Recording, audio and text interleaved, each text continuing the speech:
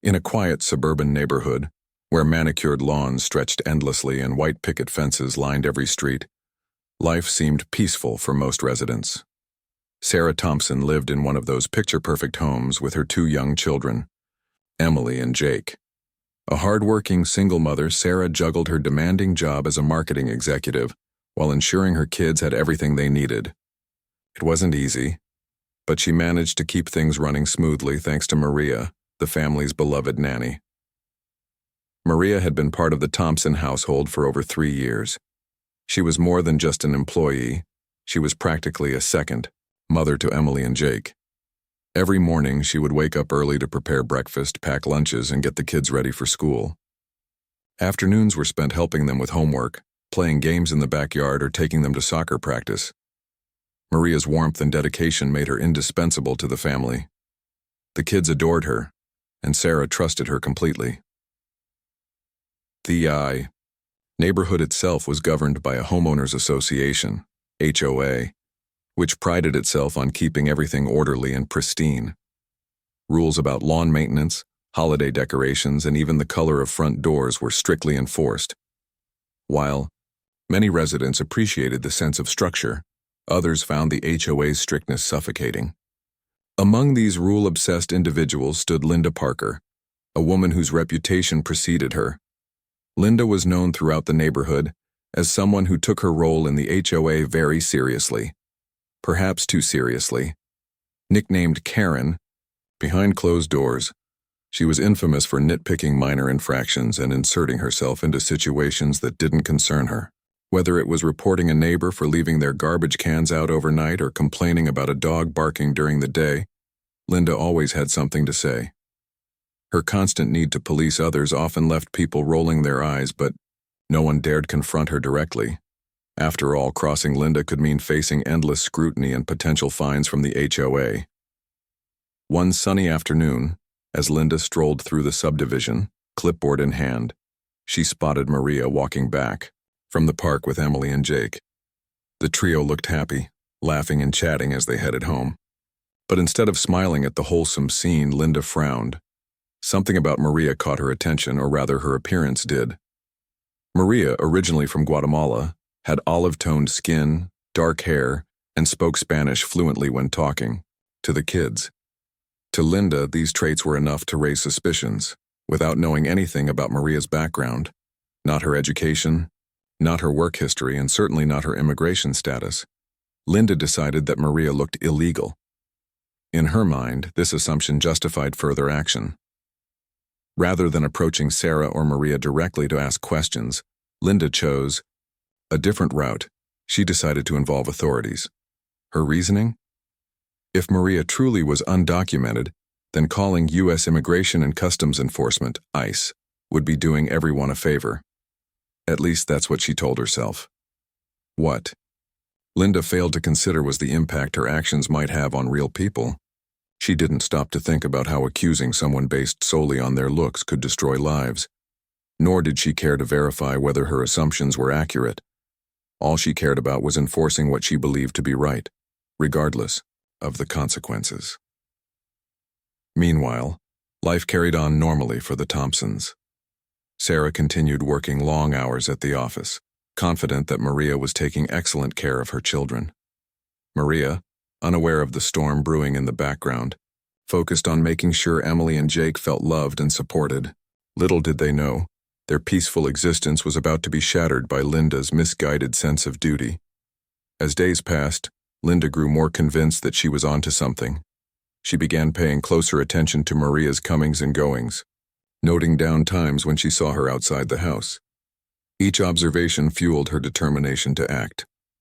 By the time she picked up the phone to dial ICE, Linda felt certain she was protecting her community from a perceived threat. What she didn't realize, however, was that her call would set off a chain reaction neither she nor anyone else could have anticipated. For now, though, the Thompsons remained blissfully unaware of the trouble brewing. Their days flowed as usual, filled with laughter, learning, and love. Maria cooked meals, helped the kids with their projects, and tucked them into bed each night. Sarah came home tired but grateful for the stability Maria provided. The idea that someone might view Maria as anything other than a cherished member of their family never crossed their minds. And so life went on, calm and uneventful, until the moment everything changed forever. The day started like any other for Maria. She woke up early, brewed a pot of coffee, and prepared breakfast for Emily and Jake. The kids were excited because it was Friday, a day that meant no school the next morning. As they ate pancakes drenched in syrup, Maria reminded them to finish their homework before dinner. Sarah had already left for work, trusting Maria to handle the household until she returned later that evening. By mid-morning, Maria had finished tidying up the kitchen and was folding laundry when she heard a knock at the door. Thinking it might be a neighbor dropping off something or perhaps a delivery, she opened it without hesitation. Standing on the porch were two men wearing plain clothes, their expressions serious. Before Maria could say anything, one of them held up a badge and identified themselves as agents from U.S. Immigration and Customs Enforcement, ICE. Maria's heart sank. Her mind raced with confusion and fear. What was happening? Why were these strangers at her employer's home asking questions about her? The agents politely but firmly requested that she step outside to speak with them. Still holding a pile of freshly folded towels, Maria hesitated, unsure of what to do. She asked if she could call Sarah first, but the agents insisted they needed to talk immediately. Though shaken, Maria complied. She grabbed her purse, which contained her identification documents, and followed the agents to their car parked near the curb. Emily and Jake watched from the living room window, their faces filled with worry. "Why are those people talking to Maria?" Jake whispered to his sister. Neither child understood what was going on, but they sensed something was terribly wrong. Once outside, the agents began questioning Maria about her immigration status. They asked where she was born, how long she had lived in the United States, and whether she had proper documentation. Maria, who had always been meticulous about following legal procedures, calmly explained that she entered the country legally under a visa program designed for skilled workers. She then produced her papers, including her green card, which clearly stated her lawful permanent resident status. Despite seeing the evidence, the agents continued their inquiry, explaining that someone had reported her as undocumented. Maria listened in disbelief, trying to process what was being said. Who would accuse her of such a thing?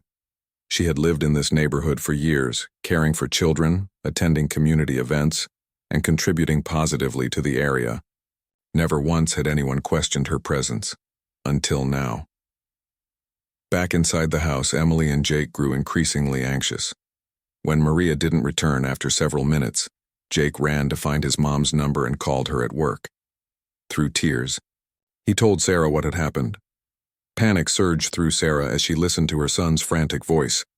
Without wasting a moment, she contacted her lawyer, who advised her to stay calm and gather as much information as possible. Meanwhile, she assured the kids that everything would be okay, even though she herself wasn't sure.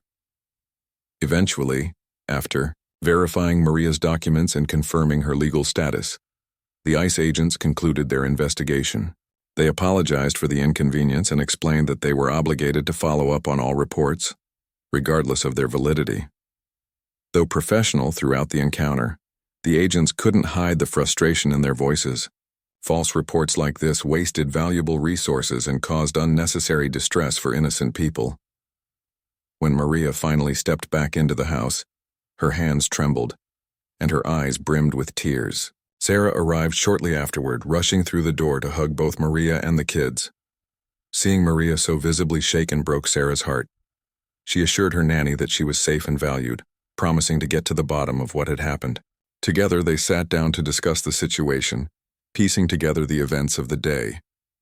Determined to uncover the truth, Sarah decided to file a formal complaint with ICE and local law enforcement.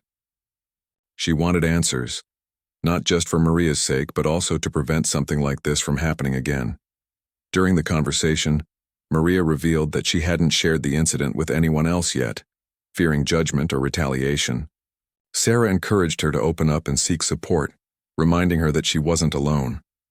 As news of the ordeal spread among close friends and neighbors, reactions varied. Some expressed outrage, while others offered words of comfort and solidarity.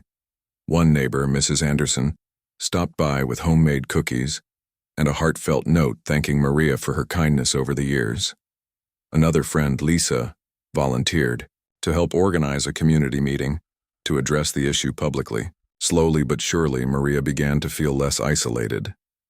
Meanwhile, Sarah couldn't shake the feeling that someone in the neighborhood must have made the false accusation. Who else would know enough about Maria to report her? And why would they target her specifically? Suspicion naturally fell on Linda Parker, given her reputation for meddling in others' affairs. But without concrete proof, Sarah knew she couldn't jump to conclusions. Instead, she focused on gathering evidence and cooperating with authorities to identify the person responsible. That night, as the house grew quiet and the kids drifted off to sleep, Sarah sat with Maria in the living room. They talked about resilience, courage, and the importance of standing up against injustice. Maria admitted that the experience had shaken her confidence, making her question whether she belonged in this community. Sarah reassured her that she did, that her contributions mattered deeply and that no baseless accusation could change that. Little did they know, however, that the fallout from this incident was only beginning. Unbeknownst to them, investigators were already tracing the source of the false report, uncovering clues that would soon lead straight to Linda Parker. The coming days would bring revelations, confrontations, and ultimately, justice, but not without further challenges along the way. For now, though, Sarah and Maria chose to focus on healing. They hugged each other tightly, vowing to face whatever came next together. In that moment, surrounded by uncertainty yet strengthened by their bond, they found solace in knowing they weren't facing this storm alone. The next morning, Sarah woke up with a heavy heart. The events of the previous day replayed in her mind like a broken record. Maria's tearful face, the kids' worried expressions, and the agent's stern questioning. All of it felt surreal, as if it were part of a bad dream she couldn't escape. But this wasn't a nightmare. It was her reality. Determined to find answers, Sarah decided to take action. She started by calling her lawyer again, updating him on everything that had happened. He assured her that filing a formal complaint was the right step and promised to guide her through the process. Together, they drafted a detailed account of the incident, including the timing of the ICE visit, the questions asked, and the documents Maria had provided to prove her legal status. Sarah also included Maria's emotional state during the ordeal, emphasizing how the false report had caused unnecessary distress for her entire family. While waiting for law enforcement to investigate, Sarah turned to social media. She knew the power of online platforms to amplify voices and hold people accountable. After careful thought, she wrote a heartfelt post detailing what had happened. She didn't name anyone directly. She wanted facts before pointing fingers. But she described the situation clearly. A trusted nanny accused of being undocumented based on nothing more than appearance, leading to an intrusive and terrifying encounter with immigration officials. The response was overwhelming. Within hours, the post went viral, garnering thousands of likes, shares, and comments. Friends, acquaintances, and even strangers flooded Sarah's inbox with messages of support. Many praised Maria for her dedication and kindness, sharing stories of how she had positively impacted their lives or their children's lives. Others expressed outrage at the injustice of racial profiling and vowed to stand against such behavior. As the story gained traction, local news outlets picked it up. Reporters reached out to Sarah for interviews, eager to shed light on the issue. At first, Sarah hesitated. She didn't want to put herself or Maria in the spotlight unnecessarily, but she realized this was an opportunity to raise awareness about the dangers of baseless accusations. With Maria's permission, Sarah agreed to speak publicly, making sure to protect her nanny's privacy while advocating for fairness and respect. Meanwhile, investigators worked tirelessly to trace the source of the false report. They reviewed call logs, cross-referenced timestamps, and analyzed patterns to identify who had contacted ICE. It didn't take long for them to zero in on Linda Parker. Records showed that Linda had made the call from her home phone, using language that matched the description provided by ICE agents. When confronted, Linda initially denied any involvement, claiming she had no idea why authorities would suspect her, but evidence doesn't lie. Investigators presented Linda with recordings of her conversation with ICE, where she described Maria as suspicious and illegal-looking. Faced with undeniable proof, Linda tried to justify her actions. She claimed she was merely concerned about neighborhood safety and believed she was doing her civic duty. She argued that if Maria really was undocumented, then reporting her would have been the right thing to do. However, when pressed about why she assumed Maria's immigration status based solely on her appearance, Linda struggled to provide a coherent answer. Word of Linda's involvement quickly spread throughout the community. Neighbors who had once tolerated her overzealous behavior now turned against her. Conversations buzzed at coffee shops, grocery stores, and school pickup lines.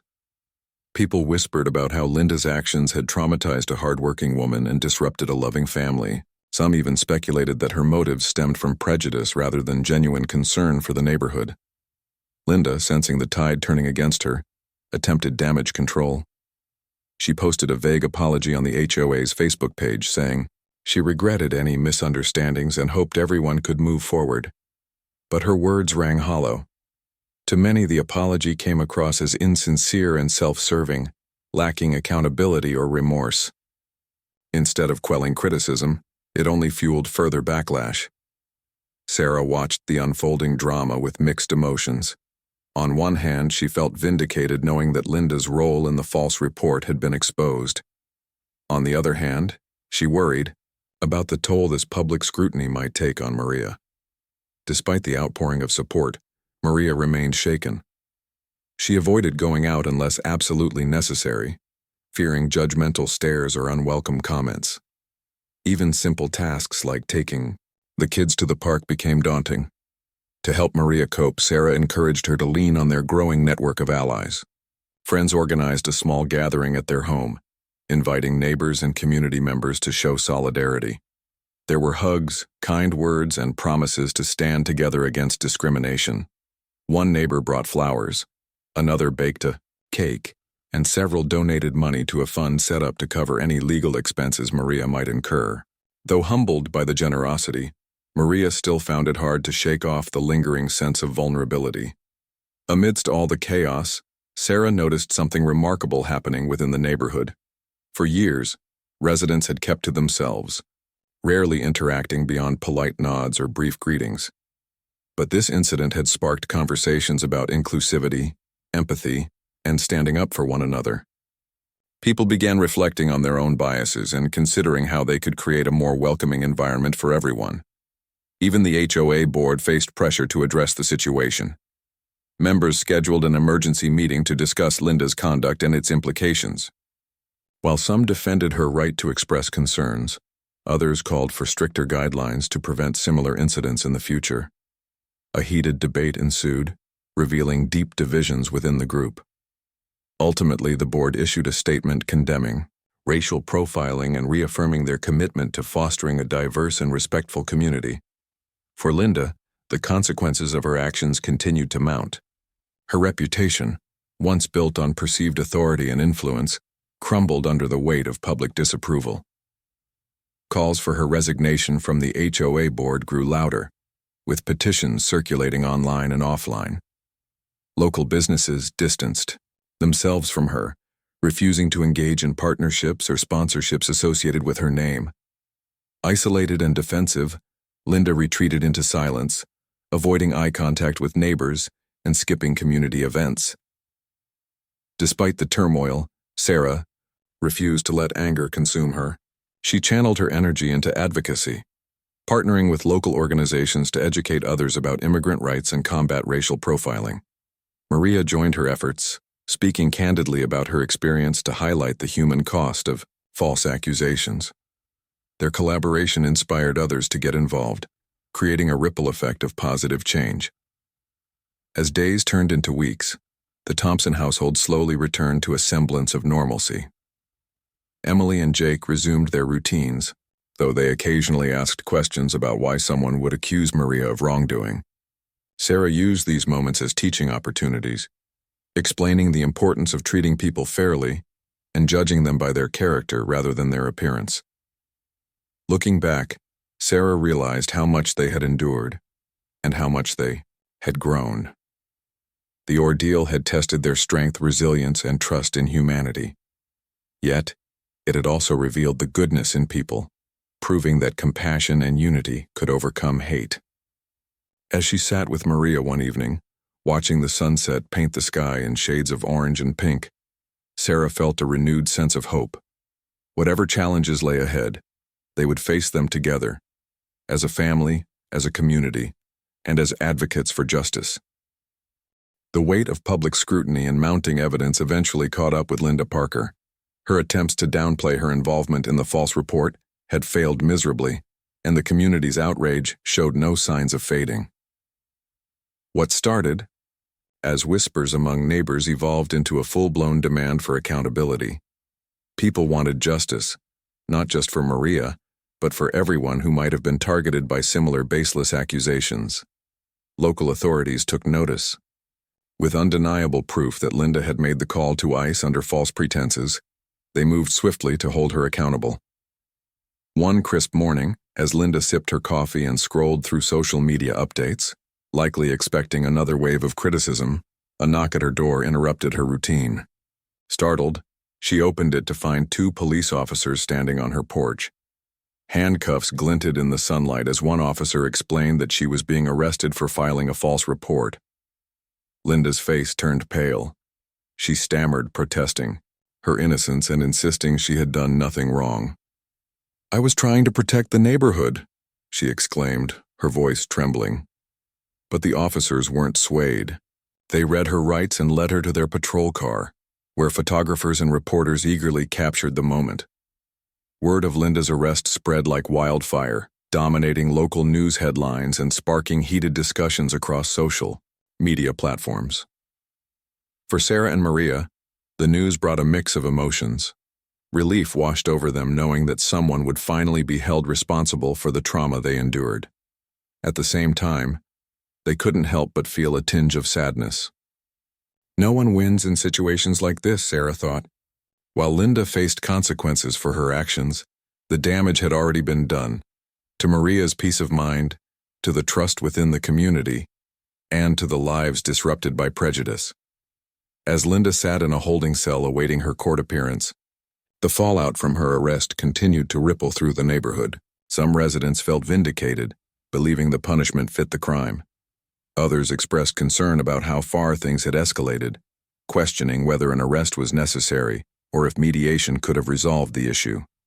Still, most agreed that false accusations based on bias should never go unchecked. In the days following Linda's arrest, Sarah found herself fielding calls from journalists eager to get her perspective. She used these opportunities to highlight the broader implications of racial profiling and the importance of treating all individuals with dignity. During one interview, she recounted Maria's contributions to the family and the community, describing her as a pillar of strength and kindness. Tears welled up in her eyes as she spoke about the emotional toll the incident had taken on Maria, emphasizing that no one deserves to be judged solely by their appearance.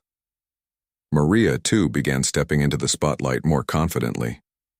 Encouraged by Sarah and their growing support network, she shared her story at community meetings and events. Standing before audiences, she spoke candidly about her journey to the United States, her dedication to her work, and the pain of being falsely accused. Her words resonated deeply with listeners, many of whom admitted they hadn't fully understood the impact of racial profiling until hearing her firsthand account. One particularly moving moment came during a town hall meeting organized by local advocacy groups. As Maria finished speaking, a young girl in the audience raised her hand. "Why did that lady say bad things about you when you're so nice?" she asked innocently. The room fell silent as Maria knelt down to meet the child's gaze. Smiling gently, she replied, "Sometimes people make mistakes because they don't take the time to learn about others. But we can teach them to be better by showing love and kindness." The answer earned applause, not just for its wisdom but for its grace. It became clear that Maria wasn't just surviving this ordeal. She was thriving, using her experience to inspire change. For Sarah, watching Maria transform from a victim into a voice for justice filled her with immense pride. Together, they, were proving that adversity could be turned into opportunity. Back in court, Linda pleaded guilty to the misdemeanor charge of filing a false report. The judge sentenced her to 100 hours of community service, mandatory sensitivity training, and a substantial fine. Additionally, she was ordered to write a formal apology to Maria and the Thompson family, which would be published in the local newspaper. Though some viewed the sentence as lenient, others saw it as a chance for redemption, if Linda chose to embrace it. Her resignation from the HOA board followed shortly after. Members unanimously agreed that her behavior was inconsistent with the values they sought to uphold. In her place, they elected a new leader committed to fostering inclusivity and addressing systemic issues within the community. This marked a turning point for the HOA, shifting its focus from rigid rule enforcement to meaningful engagement with residents. Despite the progress, Linda struggled to rebuild her life. Friends distanced themselves, embarrassed by her actions, while acquaintances avoided her altogether. Even her husband, once supportive of her zealousness, grew weary of the constant backlash.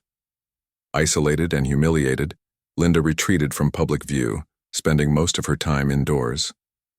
Rumors circulated that she planned to sell her home and leave the neighborhood altogether, a decision few mourned. Meanwhile, Sarah and Maria continued their advocacy work, partnering with organizations dedicated to immigrant rights and anti-discrimination efforts. They hosted workshops, distributed educational materials, and encouraged open dialogue about challenging biases. Their efforts inspired other families to share their stories, creating a tapestry of resilience and unity.